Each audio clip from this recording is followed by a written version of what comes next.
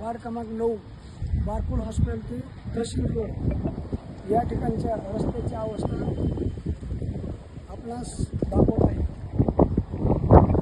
या रस्त्याला तलावाचे स्वरूप आले आहे. नाली तुडुंब भरून रस्त्यावर पूर्ण पाणी नालीचे आले असून लोकांना कशी हाल होत आहेत. गाड्या चालवता येत नाही. इथे दवाखाने आहेत.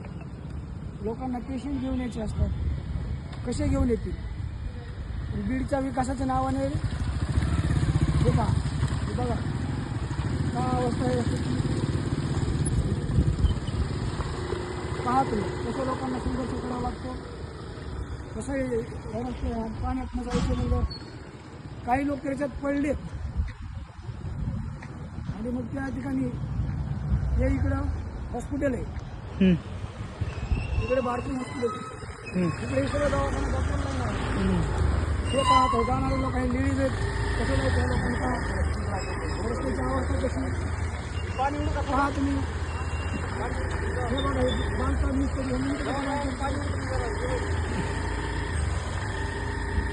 ही कंडिशन ही आज अवस्था बीड शहरातील प्रत्येक ठिकाणी हेच कंडिशन आहे. पाणी उडतं नाही नालीची बघा आणि हे सगळं घाण पाणी पायी चालणाऱ्या लोकांना कुठून कसं यायचं? रस्ता आहे का चालायला? आणि इथले 9 वार्ड क्रमांक 9 मधले काही मेंबर्स आहेत. हे दिवसातून कमीत कमी 10 वेळा रस्त्याने जाते रस्ते. त्यांना दिसत नाही का? असं हे क्रांतीनगरमधील जनता विचारत आहे.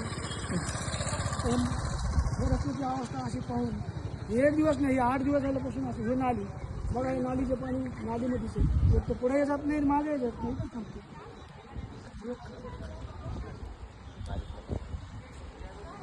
बघा नाली जाते.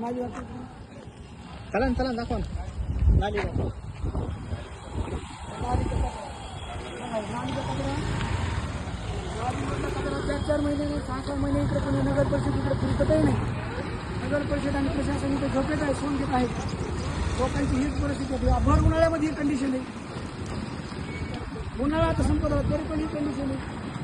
आता पावसाळा सुरू होणार आहे तरी पण नाल्या साफ नाही आहेत. कसं वागायचं लोकांनी पहा. ही जर परिस्थिती राहिली तर बीडचा विकास नुसतं कागदावरच आहे का?